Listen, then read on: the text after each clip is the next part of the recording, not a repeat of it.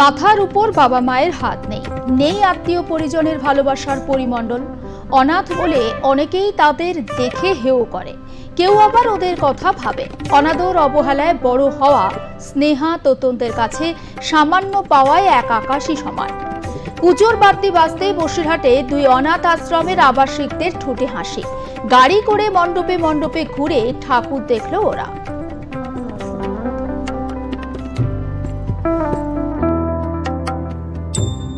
পুজো মানেই তো দেদার হুল্লোড়, ঠাকুর দেখা।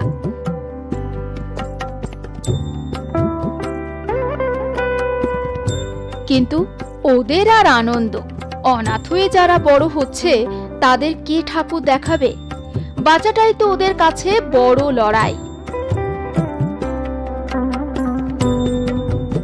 কিন্তু ওদের ভাগ্যে শিকে ছিঁড়েছে। মণ্ডপে মণ্ডপে গিয়ে ঠাকুর দেখার সুযোগ পেয়ে আনন্দ ধরে না ওদের চোখে। ওরা হলো বসিরহাটের দুটি অনাথ আশ্রমের আবাসিকরা। কারো বয়স 5 তো কারো 10। নতুন জামা পরে মণ্ডপে মণ্ডপে ঘুরে ঠাকুর দেখলো তারা।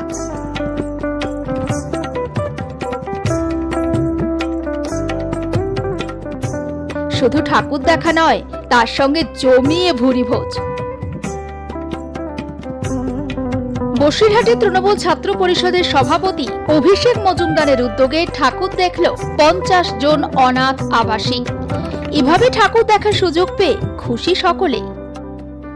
আমরা সবাই মিলে একত্রিত হয়ে তাদেরকে নিয়ে পুজো পরিক্রমায় বেরোই এবং সকালে টিফিন করে আমরা পুজো পরিক্রমা করি। গোটা বসিরহাট ঘোরার পরে দুপুরবেলা লাঞ্চ করে একসাথে মধ্যাহ্নভোজন সেরে আমাদের এই প্রোগ্রাম শেষ হয়। প্রতি বছরের মতো বিগত 10 বছর ধরে আমাদের এই প্রোগ্রাম চলছে এবং আজকেও তার মতো সেই অনুষ্ঠান কর্মসূচি পালিত হচ্ছে। প্রত্যেক বছরই আমরা এরকম ওনাদের সাথে আসি এবং পুরোটা দিন তাদের সাথে কাটাই, খাওয়া দাওয়া করি, ঘুরি এবং আমাদের নতুন বস্ত্র দিয়েছেন তারা এবং সারাদিন আমরা খুবই আনন্দে কাটাই।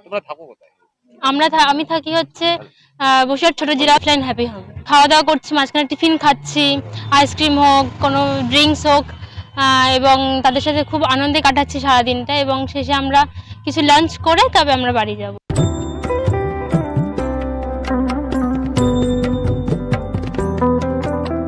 পুজো শুরু হতেই এভাবে আনন্দ পেয়ে খুশি ধরে না ওদের মনে।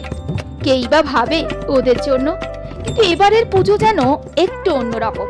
নতুন জামা পরে মণ্ডপে ঘুরে ঠাকুর দেখা, খাওয়া দাওয়া যেন হঠাৎ করে হাতে চাঁদ পাওয়ার সমান। বসিরহাট থেকে শ্যাম বিশ্বাসের রিপোর্ট, আর প্লাস নিউজ।